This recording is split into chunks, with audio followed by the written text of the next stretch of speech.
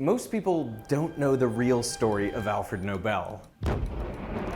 One morning in 1888, Alfred Nobel sat down to read the newspaper in his conservatory. He scanned the pages casually, but then he froze. The merchant of death is dead. Dr. Alfred Nobel, who became rich by finding ways to kill more people faster than ever before, died yesterday. It was his own obituary. The newspaper had made a mistake. Alfred's older brother Ludwig had died in France, and the journalists had confused the two. But in that moment, he saw exactly how the world would remember him. That's awful. Not as an inventor, I want to say this, hold on. but as a butcher. Wait, Now, really? the wording in the obituary, the merchant of death and all that, well, it's likely been exaggerated over the years. We could only find an obituary that described him as a man who can hardly be passed off as a benefactor of humanity. But reading this allowed Alfred to see what others truly thought of him, and it wasn't good. He had earned his reputation building an empire on one substance: nitroglycerin. It's one of the most powerful explosives in the world. Well, we need that, Its no? blast pressure is over 100 times greater than gunpowder. Oh my god. Oh, that's so sick. But that power comes at a price. Nitroglycerin is so sensitive that if it's dropped, shaken, or even just bumped, it can detonate. And as a result, hundreds of workers died trying to handle it. So Alfred made it his mission to tame this beast. But in doing so, he created powerful new explosives used in everything from blasting tunnels to making bombs. Tools that transformed the modern world, but also contributed to deaths of tens of thousands of people. I mean, Jack, some of these things are people that people will find these things. People will research and find these chemicals, whatever. What if it was, let's say, some other country and they were hiding it forever and then they used it to maximize absolute terror and death or whatever? Well, dude, how can you get mad at somebody who actually uses it and then just finds it like that and then like that? I think this is gonna... Unleashing a level of destruction that would come to define him. This is good. People need this. Alfred's father, Emmanuel, was he used also an nitro inventor. He opened the heart first disease. ever rubber factory in Sweden and invented the rotary lathe, which made modern plywood possible. But Emmanuel struggled with business. He went bankrupt shortly after Alfred was born. So Emmanuel set off to Russia to start over, leaving his family behind. Some of Alfred's earliest memories were of watching his brothers sell matches on the street corners of Stockholm just to afford food.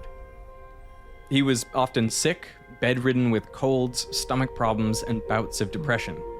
He would later say, "Mine was a pitiful half-life which ought to have been extinguished by some compassionate doctor as I yelled my way into the world." But soon after Alfred turned 9, a letter arrived from his father asking the family to join him in St. Petersburg. See, in the early 1850s, the great powers of Europe were gearing up for war, and Emmanuel spotted an opportunity.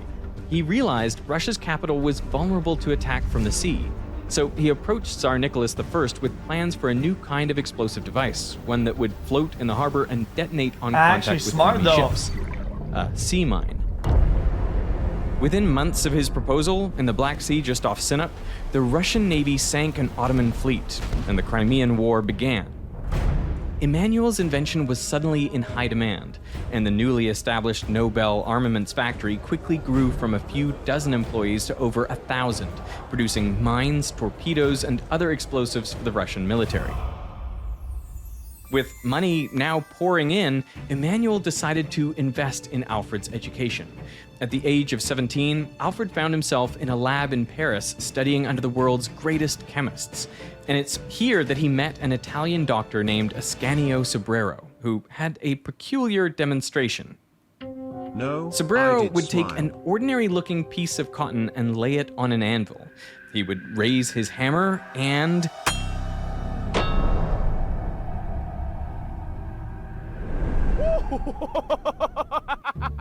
It's like a bird ran into a window. Right? Yeah, that was a good one, right? Oh, he's got a small amount of nitro under it. Soaked into that cotton was a new explosive material, nitroglycerin, and it was unlike anything the world had ever seen before. See, until then, the most commonly used explosive was gunpowder, but it had a major drawback. It's fast, but it's not that fast. When we were doing it, it was much slower than the speed of sound. Jesus! That's because all the ingredients you need, the carbon for fuel, the potassium nitrate for oxygen, and the sulfur to speed up the reaction, they are all in separate grains. And if they're spread far apart, the reaction is just too slow. Come on, you can do it. Go! But if you contain gunpowder, that rust, forces yeah. these reactants closer together, and it also traps in heat, which accelerates the reaction. And this allows the pressure from the hot gases to build up until... Well, you see the explosion and then the power. Chat, what about bursts out. nitroglycerin guns? Yeah, you can see the whole bottom comes out and it just catches up to it. All these particles have to be in close proximity, and they also have to be small enough, and they have to be mixed well enough to get this reaction. So it kind of feels a little bit clunky, like it's not the ideal way you blow want up, to do this, where it's like all the molecules are actually like right next to each other. That's a great instinct, putting all the molecules beside each other so that you have them all available to react as quickly as possible. But I think I can one-up that, and that is, can you put everything you need in the same molecule? Okay. And that's what nitroglycerin does. No way. Yeah. Okay. Right? It's just like the other video That is way cooler. with the pesticides And because or of whatever. that, it's way more powerful. We've loaded 15 grams of Oh, gunpowder the battery. and 15 Oh, I grams of watched it all nitroglycerin streaming. into test tubes, and then set them in clay blocks so we can compare their destructive power. This is a bikini gauge for measuring blast overpressure. And it's called the bikini gauge in reference to the Bikini Atoll because a analog blast overpressure measurement device was used in the nuclear tests in the Bikini Atoll. It has a number of different What, is that why we got diameter Bikini holes Bottom? and a film inside. The larger Yo, that's why we had Bikini Bottom, because the bomb exploded and made a massive crater, and they live in the crater of the Bikini thing because they bombed. circles have more area, and so And the radiation Almost 5 years went watching inside of xQc all now. the stuff. It's why they're mutated. under the same pressure, they will experience more force and so burst first. The smaller circles take more pressure to break because they've got smaller area. The smaller the circle that gets punctured means the higher the blast overpressure. You don't think my food? Whatever. Okay, black powder into clay. Fire in the hole! 3, 2, 1.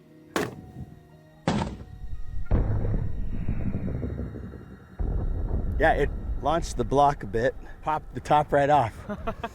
Let's look at the bikini gauge, which looks totally Looks intact. totally intact. Yeah. I mean, I'm getting nothing, yeah. All right. Right, so we'll see if leave that for the nitro. When the nitroglycerin goes off, it's gonna be like someone shooting a 50 caliber. So I don't know if you've been to the range, but that's gonna be a big blast.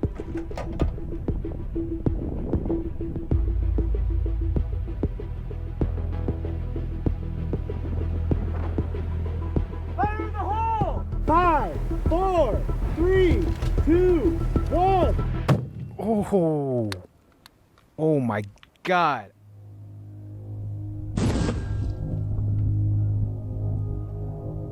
So first thing I notice is there are bits of clay that have just rained down on me. I got bits of blue all over me. That's crazy. Right there. Is there anything left? Yeah, there's a bunch of clay. On this window, on that window, on this window, on the bikini gauge. It's like a Jackson Pollock painting.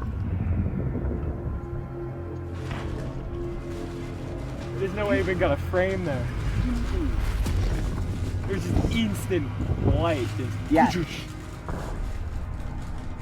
When it's fast on the Phantom, then it's fast, right? Nitroglycerin is incredibly powerful, and it gets this power from its molecular structure. See, nitroglycerin is a highly unstable molecule. It consists of a chain of 3 carbon atoms with 3 oxygens, and then 3 nitro groups attached to those, which are just nitrogen atoms bonded to 2 oxygen atoms. These nitro groups are what makes nitroglycerin so unstable. Oxygen is more electronegative than nitrogen, so these 2 oxygen atoms pull on the electrons from the nitrogen, which shifts the electron density away from this 3rd oxygen. But now there's little shared electron density between these 2 atoms, which results in a much weaker bond between the nitro groups and the main chain. So you get these weak spots. And all it takes is a little bit of energy, like from the shock created by a hammer strike, and then those bonds snap apart. So now you've got all these atoms that are swapping partners, and they form much more stable products, like nitrogen gas, carbon dioxide, and water vapor. And this process releases a huge amount of energy and heat, and it shoots off the products at high velocities. So then these go on to hit other nitroglycerin molecules, which causes their bonds to break. And if this happens for enough molecules at once, well, it sets off a chain reaction. Like now the you got bomb. shockwave, and now it's going to propagate, and as it propagates through, it's going to break bonds here, here, here, here, here. And it's The blast exponential. pressure is over 100 times greater than the peak pressures that are produced by gunpowder. Lots of things will explode. Even, you pop a balloon and that's an explosion. Yes. But the specific kind of explosion we're interested in with nitroglycerin is a detonation. And the detonation is that chemical decomposition that happens faster than the speed of sound in the material. What we see in our experiments with nitroglycerin is all these things happen really fast, like less than 100 femtoseconds fast. I don't operate in femtoseconds very frequently. How fast is that? Well, femtoseconds 10 to the negative 15 seconds. That's crazy. So a molecule of nitroglycerin will decompose 3 trillion times faster than the blink of an eye. And it's this speed that is one of the defining characteristics of high explosives. You like my banana peel? Yeah. Yet Sobrero never set out to discover an explosive. He was searching for a medicine to improve blood flow.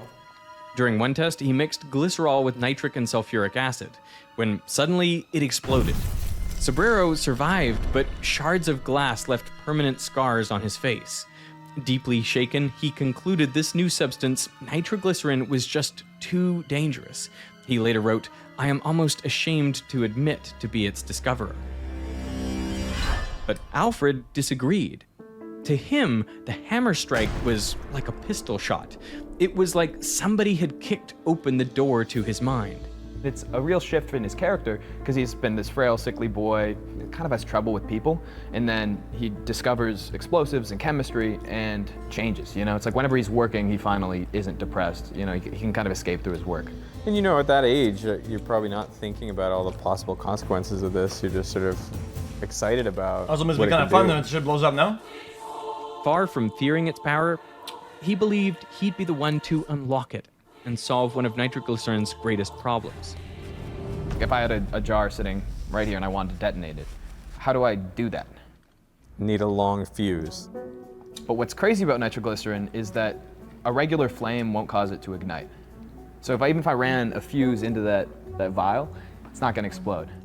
See, while a fuse can heat nitroglycerin, which makes its molecules vibrate faster, and it might even break a few NO bonds, it usually doesn't break enough of them at the same time to detonate the rest of the liquid. So it doesn't explode.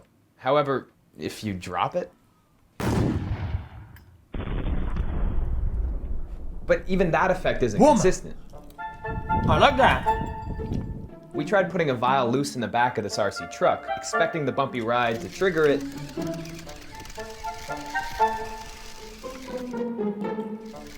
And nothing.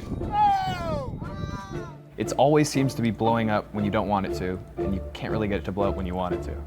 That's very paradoxical.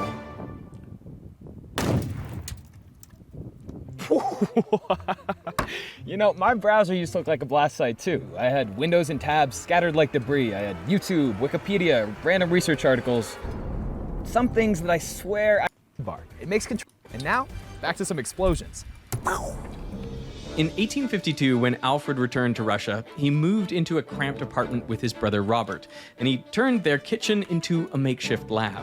He was searching for a reliable way to detonate nitroglycerin, dreaming it could one day power his father's sea mines. But when the Crimean War ended in 1856, the Russian government refused to honor the contracts they'd signed during the war. So the Nobel factory was forced to shut down, and Emmanuel went bankrupt for the second time. Alfred later wrote that his father was, quote, a man of genius, but a failure all the same. And so Alfred goes back to Sweden and decides, he's like, I'm not going to make the mistakes of my father. Where does his mind go? Sticking with nitroglycerin. He's like, if I can make this, I'll be successful on my own terms. So then I sue them, and like, what? By the summer of 1862, a 28-year-old Alfred thought he was onto something.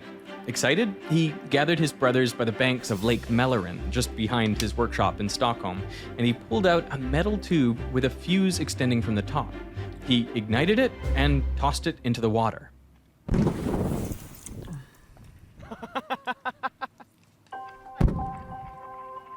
That's crazy. He had finally found a way to reliably detonate nitroglycerin. In its finished form, it works something like this. Alfred took a container of nitroglycerin and inserted a wooden plug and packed it with gunpowder.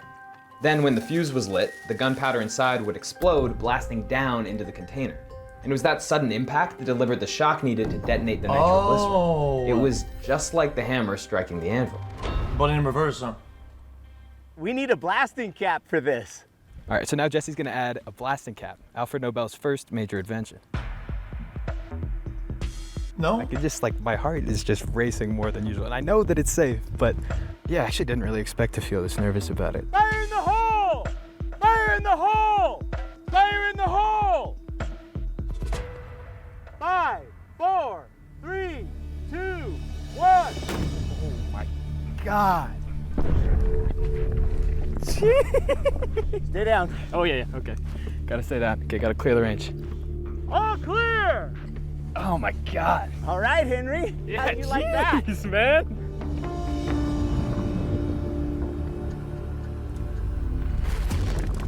Boom.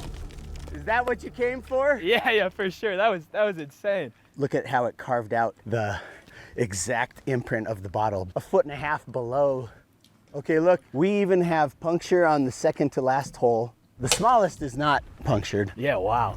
So, I mean, that's the entire range of our measurement capability. I'm gonna get you through there. That's awesome.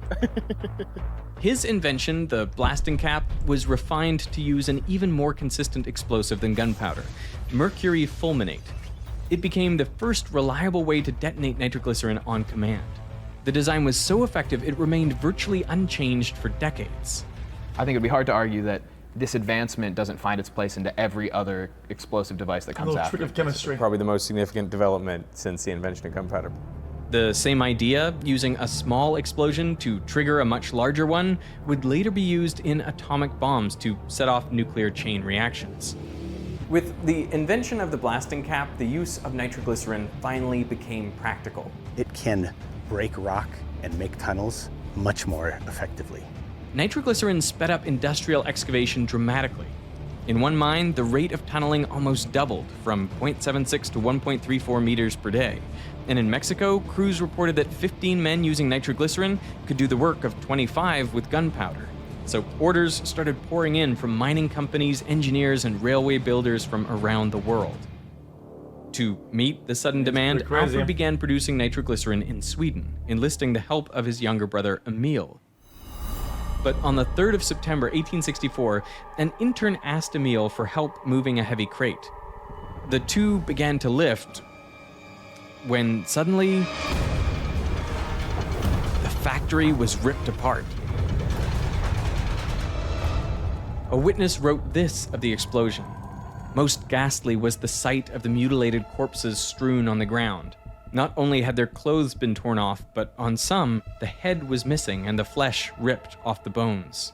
These formless masses of flesh and bone bore little or no resemblance to a human body. xQc, I've Emil, recently been just 21 years paralyzed from old, the waist and down, 4 now others, in a the wheelchair intern, a and janitor, trying a to young walk laborer, again. and a passing Would you carpenter, be able to help all me achieve my died goal in the getting explosion. Stem cell therapy? Alfred is blamed that? himself, and he swore, "I will never let this happen again. I will make nitroglycerin safe." No, I don't know if they do that with like don't know if it's gonna. The city of Stockholm declared nitroglycerin too dangerous and banned its production within city limits. Alfred, however, refused to give up.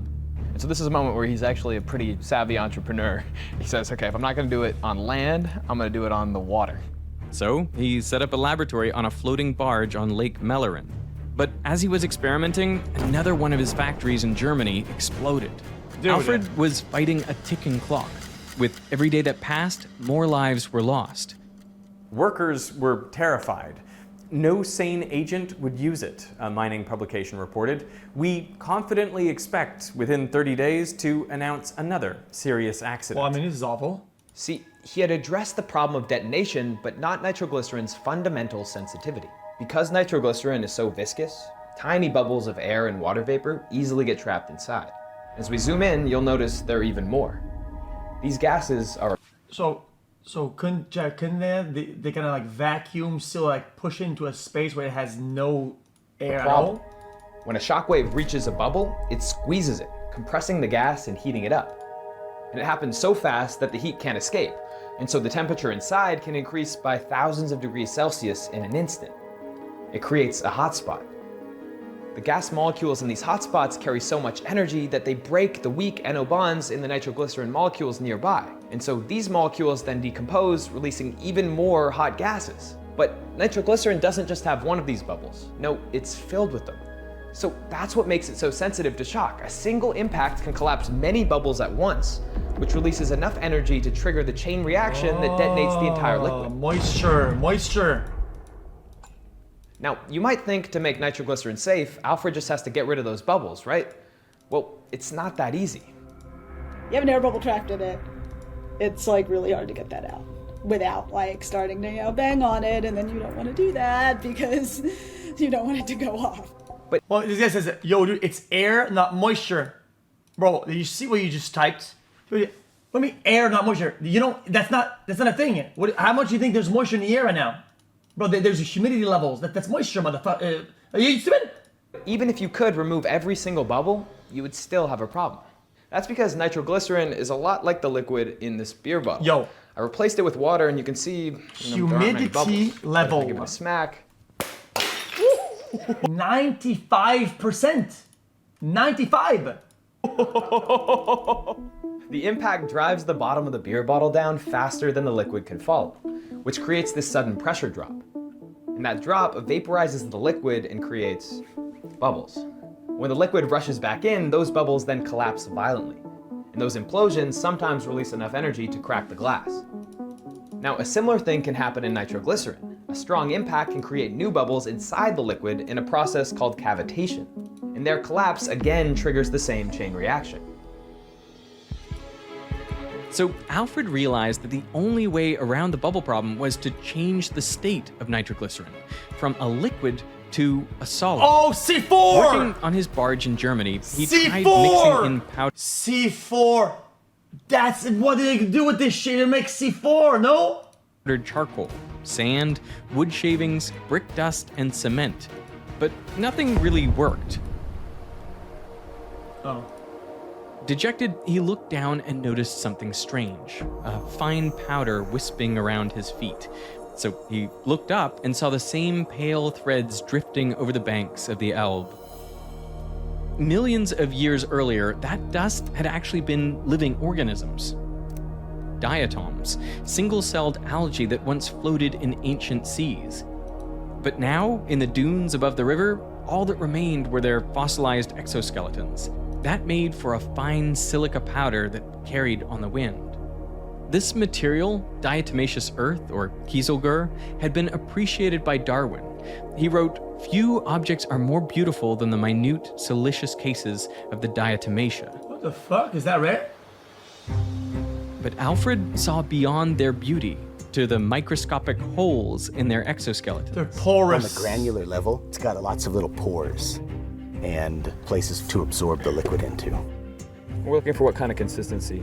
Oh, it's gonna be like Yo, thick. that's why we get this, the Diet Coke Mentos explosion, because the Mentos are porous as fuck, and it's do that. Solid. It will make the nitroglycerin less sensitive, so the same hammer impact that you would try with straight nitroglycerin would take more force because that absorbent material will take some of that energy from the impact. That just kind of feels like we're baking. Right? In fact, kieselguhr can soak up more than 3 times its weight in liquid nitroglycerin. And so if it's porous, now if you mix it with the nitroglycerin that's can right. kind of go into the pores. What that helps do is separate the nitroglycerin molecules from each other. And within any individual pore, there just isn't enough nitroglycerin to propagate the detonation. So now when it's bumped or shaken, the mixture won't detonate. And if we drop it in the exact same way that set off the nitroglycerin, Drop. It didn't go. No. So this new material won't explode when you drop it. So can you still detonate it? Well, if you combine it with Alfred's other invention, the blasting cap, the resulting shockwave is powerful enough to compress many pockets of nitroglycerin at the same time, which triggers the detonation. The biggest explosion we've seen up to now is 100 grams of nitroglycerin. Yeah, that'll be the biggest one we've done so far. 3, 2, 1. Not bad. Oh, that's so sick. Bigger. To all whom it may concern, be it known that I, Alfred Nobel, have invented a new and useful composition of matter, to wit, an explosive powder. Now it's gonna be To name 20x it, the faster. He took the Greek word dynamis, meaning power, and he made it dynamite. Oh, I love that. Boom. So that's Alfred cool was shit. determined to capitalize on his new invention, and he believed that he could make the most money in England. England is a jewel worth the rest of the world, he said. A dynamite company there would have the entire empire as its market. So in the spring of 1868, he set foot on British soil, carrying with him a suitcase overflowing with dynamite. Because he's going around and he's in. Chad, why even sell it to one company? Wouldn't it be better to just go, you go around or sell to everybody? Go to one first. He said, "Yo, your competitor has this. You need to buy this. This cost." You need the other guy. "Yo, your competitor has it." Boom. And now you have the monopoly. You can scam everybody. You should journalists to come to these scam demonstrations everybody. where he would bring sticks of dynamite in his backpack and a stand. He would set up these huge boulders basically and put a stick of dynamite in there and like watch as they like cleft in two. Alfred was a clever salesman. So when Alfred created dynamite, nitroglycerin still had a terrible reputation. And so his initial thought was to name What's up? Too many hot dogs. It's fine. I'm good. Thank you. Okay. You should leave here. it Nobel's safety I'm powder. Oh, I'm all good. Thank you. I like that. Come on down and get your Nobel safety powder and blow the hell out of this rock. You know? Whatever to the the name, clown. his invention came at the perfect time. I guess. Around when Alfred introduced dynamite, there were two other major breakthroughs: the pneumatic drill and the diamond drilling crown, which now made it easy to bore holes in solid rock, perfect for a stick of dynamite. These tools revolutionized construction. Many of the iconic engineering feats of the era, from the Brooklyn Bridge to the Panama Canal, depended on dynamite. One thing that I think is really interesting to think about is Russia, at the time, isn't the Russia that we think of now. It was effectively a mid-sized European country because they had this vast wealth of resources, but it was cut off by these mountains. And so without dynamite, you actually wouldn't have the Russia we have today because you would have never been able to make the Trans-Siberian. Yeah, but they already scammed them the first time though. Nobody, they went back and they sold them some of this shit. Fuck that. Dude, they were making this shit way back in the days. They got scammed. And they were, oh no, whatever, now we're gonna sell you. What? Fuck. Railroad. Nah, I'd be mad. I'd be mad. It's worth saying that dynamite is different than TNT. Yeah, I was gonna ask about that actually. Trinitroglycerin. Trinitrotoluene. Some rat behavior. Trinitrotoluene. Yep, trinitrotoluene. Those nitrogens are bound to carbons, not to xQc almost oxygens. at the And so funny that number. makes it much more stable, so you don't have that really weak oxygen-nitrogen bond. Because of that, it is much, much, much less sensitive than nitroglycerin. So that actually wouldn't be discovered for another couple decades after dynamite. The TNT labels on the dynamite sticks in the you Looney get scammed, Tunes okay. cartoons never bothered me when I watched them as a kid, but now I'm just like, wait, that's not right. They're not TNT in there. But the main point is that dynamite happened first, and no matter what AC/DC says, it is not TNT. It's a good line. Yeah, I mean, it's a good track too. So dynamite was changing the world, but the old dangers of nitroglycerin were hard to escape. In 1869, near Brentford, England, a barge carrying dynamite exploded on the River Thames, killing 3 people and damaging buildings 800 meters away. Investigators traced the cause to dynamite that had been sweating beads of nitroglycerin. See, wet kieselguhr from the riverbed has to first be dried to remove moisture, and that leaves empty pores ready to absorb nitroglycerin.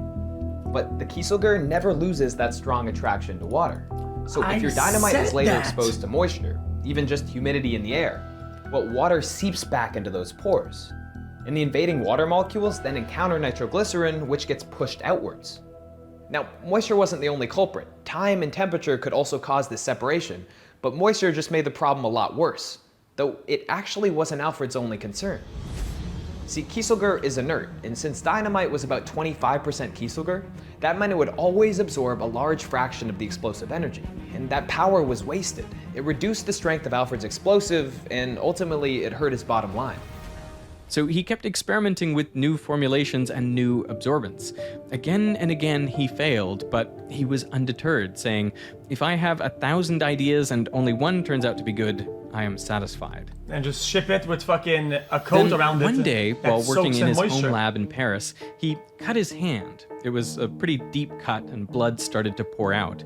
So he grabbed a bandage, pressed it to the wound, and watched it soak up the mess. 37 Oh, long wax. cold months. May I please get a That welcome night, to the the jungle pain of woke him. xQcL. But as he was lying there in the dark, annoyed at his earlier carelessness, his mind drifted back to the bandage.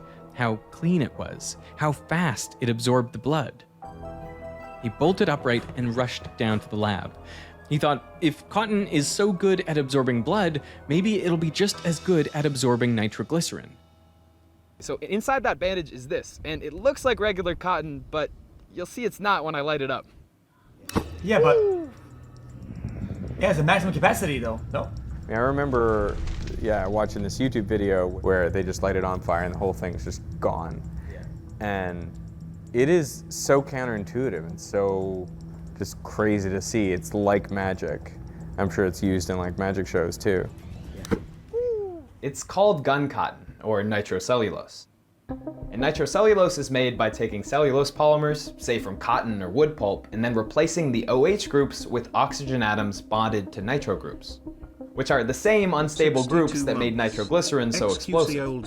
So now when you ignite it, these groups rapidly break down into products like nitrogen, carbon dioxide, and water, all of which are gases, so there's no particulate to scatter light. That's why the whole thing seems to just disappear into thin air. But what Alfred was interested in was what happened when you combined it with nitroglycerin. See, nitrocellulose has these chains that are very similar to nitroglycerin chemically because of the nitro groups. So because of that, they mix easily. Now you have two things that are soluble. They like each other. This is very different from, kieselguhr water and nitroglycerin. Interesting. And now, when you mix them, the smaller nitroglycerin molecules slip between these long nitrocellulose chains, trapping the nitroglycerin molecules and keeping them apart, just like in the dynamite. If you mix in just a small amount of nitrocellulose, you get a stable, moldable gel that resists sweating. Oh, because then Take a little it'll bit of the soak in the gun moisture cotton, like this much. without causing start the a chain little bit. reaction. Right, drop it in there. You see that it soaks right in Yeah. Keep on adding bits until... until it soaks all up, and then we'll stir it around to make sure there's no dry spots. But that's not all. This mixture also solves Alfred's problem of yield. The matrix, the structure that it's being held in, is itself explosive. So now you get perfect yield, no sweating, bing bang boom. And because the material is a gel, it can be molded into different shapes, perfect for precise, controlled mining blasts. While it's soft like this, we can put it into a shape, and then when it sets, it'll stay that shape. We're gonna have to do a VE. Oh yeah. Let's make a VE. We're making C4 now, man.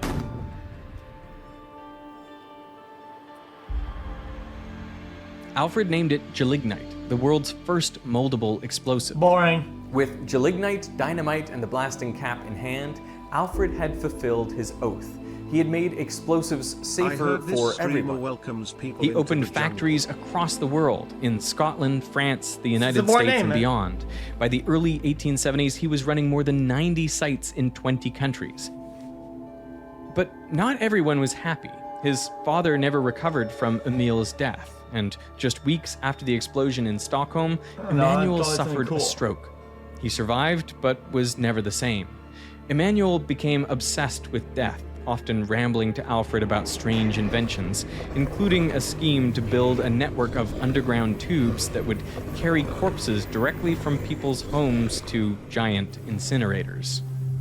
His dad never had the success that Alfred's having financially, and he's being lauded as this great inventor. His dad, I think, is just jealous, essentially, but he claims that Alfred had stolen the idea for dynamite from him. So he says to his dad, "Rather than regarding this idea as your own, far from it. You laughed at it. Your fatherly love seems to run aground on complacency or vanity. It should not seem strange that I, at the age of 30, will not allow myself to be treated as a schoolboy. It pains me, but when it comes to serious matters, I've adopted the rule of acting seriously. Despite the confident front he put up for his father, the truth was that his wealth hadn't made him any happier. He says, "I'm 2 steps ahead of my competitors, but the accumulation of money and praise leaves me totally indifferent. My home is where I work, and I work everywhere. I am a nomadic atom, with no attachments, no roots, and no real joy in life." This guy. By 1876, This guy was he just depressed couldn't then. take it anymore. Overwhelmed by the loneliness, he placed an ad. Wealthy, highly educated elderly gentleman seeks lady of mature age, versed in languages, as secretary and supervisor of household. And into his life entered Bertha Kinski. She was an idealistic woman, part of the budding peace movement. Together, they took long carriage rides where they discussed the role of Bro, but an science in ad. society and whether it could serve a purpose greater than war. For a moment, Alfred was happy. Hopeful, he asked if her heart was free. But while Alfred was away on business, she left to be with another man in Austria. Oh So man. Alfred was back to being alone. Alfred was heartbroken. He responded by throwing himself even deeper into his work. His Alfred work, attempted what to work? sell his explosives to the French military, but they weren't interested. Then a year later, when war broke out between France He's and gonna make a Prussia, mega bomb. German troops hurled dynamite at the French positions. Now, Alfred received a message. The French wanted to place an order. One thing that I think is important to think about in this moment Then he's is selling that at a premium. people have been stabbed, bruised, shot with gunpowder, and all this other stuff. But up till then, it would have been totally foreign to see that level of destruction on a human body. It would have been Chad, it should be a hater's premium, right? Like if you were a hater in the early days, you can have the fruits of the labor, but it costs triple. matched in kind of human history. As he starts thinking more about war and becoming involved with the French military, the German military, the Italian military, they come a to him tariff on with hate. a problem that's been plaguing them for hundreds of years since the invention of gunpowder, which is that on a battlefield with black powder, Classic when you French, shoot, classic it woman. obscures let's be honest. visibility, so you I'm don't just really know kidding. how to shoot again. You can't aim very well. Yeah, one thing you're seeing with the black powder is that every time it explodes, there's just this huge plume of smoke that enemy fighters would be able to see your location. So it's just this big problem where there's a literal fog of war. Alfred starts contemplating that problem. What he thinks back to is gun cotton. It doesn't create smoke. Can I use gun cotton to replace powder? But the problem with using gun cotton, or any high explosive mass, in small arms is that it detonates all at once, releasing its energy in a split second. And the pressure inside the barrel spikes faster than the bullet can accelerate. So much of the energy is wasted. It'll damage the cannon. Instead of propelling the projectile, it can even destroy the barrel. What Alfred wanted was a propellant that built pressure gradually, so the force rose smoothly as the bullet traveled down the barrel. So he began experimenting with a new nitroglycerin nitrocellulose mixture. Chat. Then why did Hitler want to make this fucking super dog shit mega cannon? Then the cannon. If they knew that this shit you could not do that. By adding They need to 10 have to a lot 20 of times more explosive nitrocellulose to make than the- a make the Gelignite, fucking bullet he go out. transformed it from a jelly into a tougher substance, one that could be rolled into Some pasta ego thin indie shit for real. In Italy, they even used pasta makers to do this. These sheets were then stamped into countless tiny little grains. When these grains were packed into a cartridge, they wouldn't fit tightly. Small gaps of air remained between them. But that was actually a good thing. Now, when one grain ignited, a shockwave couldn't just race through the entire charge at once. Instead, each grain had to ignite its neighbor, and the one beside it, and the next one in sequence. This slowed down the burn rate and allowed the pressure to build gradually. So they were able to replicate the effect of gunpowder. Also And left to because right the then. fuel was a combination of Nope. nitroglycerin and nitrocellulose, both of which broke down into clear, stable gases, it burned with little smoke. So Alfred had solved a problem that had plagued armies for Okay. centuries. And to this day, the propellant in much of the world's ammunition is still a combination of nitroglycerin and nitrocellulose, just like Smiley Alfred's cat invention. face emoji. He called it Tylenol ballistite, Gamma, the world's smiley first cat face smokeless, emoji. high-energy Lol. propellant. Alfred quickly received an order for 300 Chad, what about you put more of that thing at the back, right? But inside the actual bullet, So once it lands and hits and it compacts under the target, it fucking blows up again. 100,000 kilograms of ballistite from the Italian army. So he opened a massive armaments factory in Italy and began to fall deeper into the world of warfare. Oh, they already He have developed that. landmines, early gun silencers, and even experimented with one of the first rocket-powered missiles. It flew over 4 kilometers downrange and allegedly captured this image. The whole time he's in contact with Bertha, like the woman who kind of jilted him, and she's become pretty important in the peace movement at the time. She wrote this book called Lay Down Your Arms that became kind of a sensation and established these peace congresses across the world. To her, he insisted, "My rockets are meant not only for war, but also for the rescue of shipwrecked persons." He even took it a step further. "Perhaps my factories will put an end to war sooner than your congresses. On the day that 2 army corps can mutually annihilate each other in a second, all civilized nations will surely recoil with horror." Yo, this guy was ahead of his time. You can say cap, but this is the basis of what we're at right now. This is literally, this actually is where we're at, where we're headed, literally. And disband their troops. Mutually assured This destruction. is a concept that we see a lot of. When people are sure to kill each other with the modern weapons that I've given them, no war will be possible. It's also the same thing that we think about in Oppenheimer.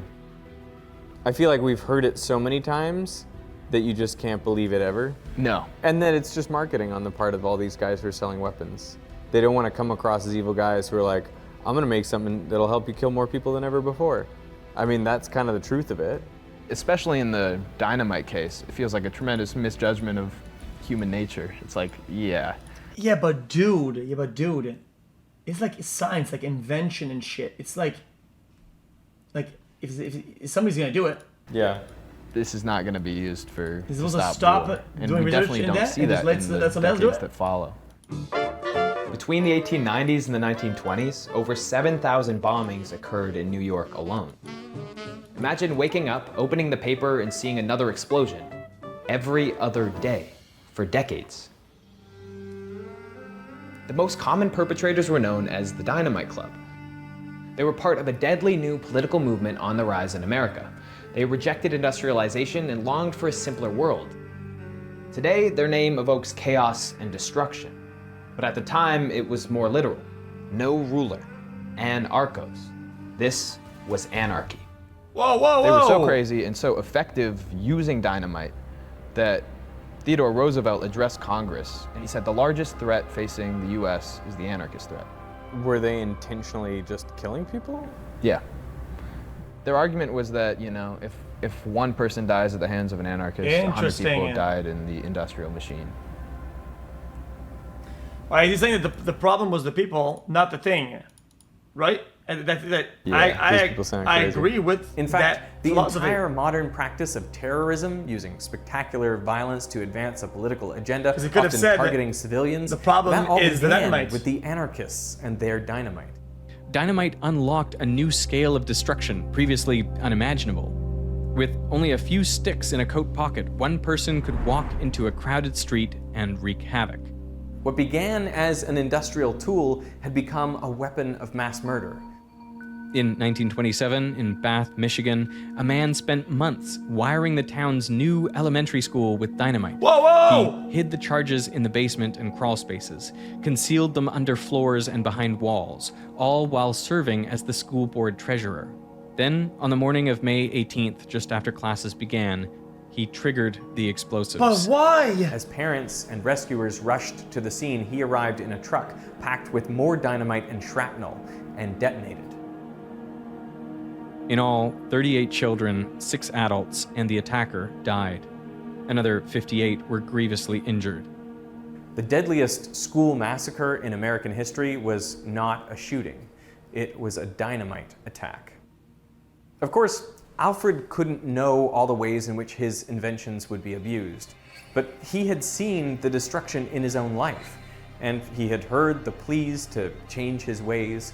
So in 1888, when he read that paper, something in him broke. It's too late, Just though. a few years later, as his health began to fail, as he took pellets of nitroglycerin to ease the pain in his chest, he couldn't shake the thought. So he called his lawyer and wrote a new will. With 94% of his personal fortune, 31.2 million Swedish kroner, or about $340 million today, he created a set of prizes for those who, during the preceding year, shall have conferred the greatest benefit on mankind, the Nobel Prize. There were 5 in total for chemistry, physics, medicine, literature, and finally, peace. On December 10th, 1896, Alfred Nobel died in his villa in Italy. Just as he had always feared, he died alone. At the time of his death, he held 355 patents and ran an empire of 90 factories that produced explosives and armaments across the world. And yet, in his final act, he gave his fortune away for an idea. I mean, who else would he give it to? So But it's still did good it though. work? Did it redeem him in the eyes If it was nobody, it would have been to of everyone taxes, right? today? Have you ever heard the name Alfred Nobel? Oh yeah, he was the creator of the Nobel Peace Prize. Nobel Prize. Nobel Prize. Nobel Prizes? Nobel Prizes. Nobel Prizes. Nobel Prize. Nobel Prize. Nobel Prize. Nobel Prize. Anything else? Yo, how do you win a Nobel Prize of peace I though? should know more. The Nobel Prize. Is that it? Yes. I'm saying like nothing like dynamite. Don't think about that at all. Dynamite. Yeah. He also invented dynamite. Did not know that. I didn't know about the dynamite. Obama? I knew about the Peace Prize, but that's it. I think the attempt has been to have him portrayed as somebody who tried to promote new understanding and advances in science. And so that's his legacy. Yeah. It would seem. I mean, if you're cynical, you say it's a PR move. And are you inclined to be cynical? I think it must be at least somewhat a PR move. To me, like, Nobel Prize has always been like the pinnacle of achievement. If anyone wins the Nobel Prize, like, yeah, you're done. Like, that's all you need to accomplish in life. I mean, in some ways, like, maybe he was in control of his legacy. Yes. And he took control of his legacy. He did. Decided he wanted it to be a positive thing. There's a twisted irony to this story. When Alfred Nobel created dynamite, he was trying to make explosives safer to prevent the kind of accident that killed his brother. But by making nitroglycerin easier to handle, he also made it more accessible, and that made it more deadly. So why then did he create the Nobel Prizes? Was it out of the goodness of his heart, or a desire to redeem himself in the eyes of everyone who would come after? I mean, I think the idea that anyone anywhere can be recognized for advancing science, literature, or peace is beautiful. This award is not just a piece of metal that you would wear or an award that you would keep in your room, but this is really an encouragement for me to go forward and to believe in myself, to know that there are people who are supporting me in this campaign. So maybe it doesn't matter why he did it, only that he did. True.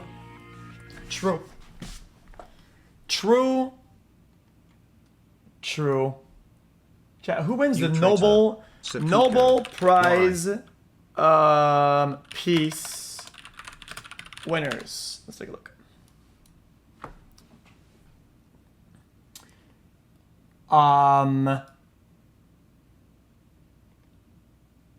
This guy. What did this guy do? You already got me? No. Fucking Japan.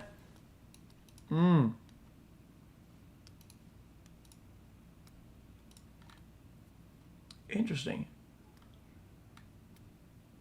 The movement solidarity jeopardized. Interesting.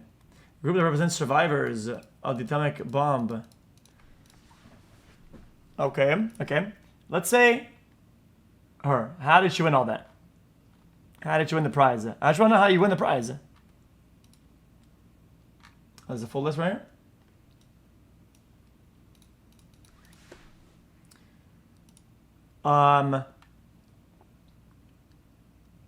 here. Defenders of human rights. He's the vice president of Defenders of Human Rights, headed by Nobel Prize winner, laureate.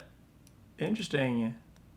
Sentenced to 6 years in prison for establishing and running an illegal splinter group. What the fuck?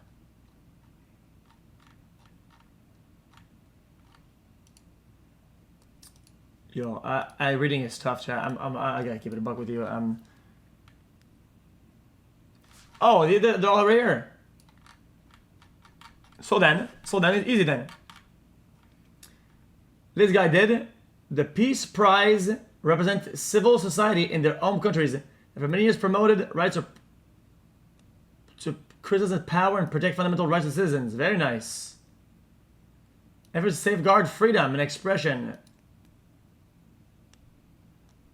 Pre 2023. Fight against oppression of women in Iran. Oh, very nice.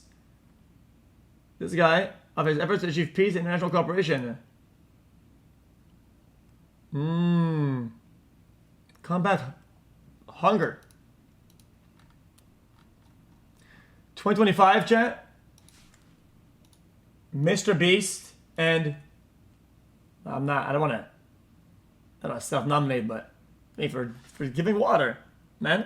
Right, chat. That stream was lit. We raised a bunch of money for water. I mean, are we not at least nominated to win this shit at all? Not even nominated is crazy though. All right.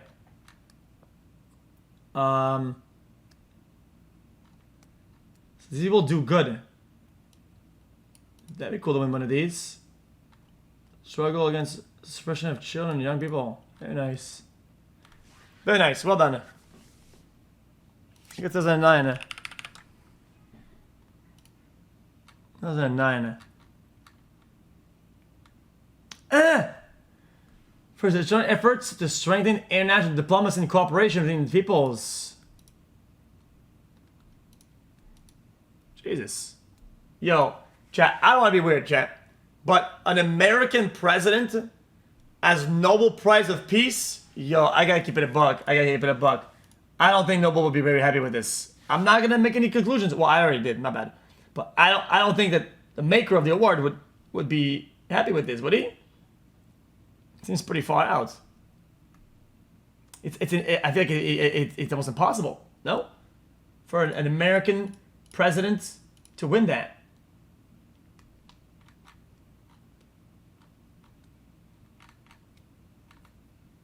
Anyway, tough.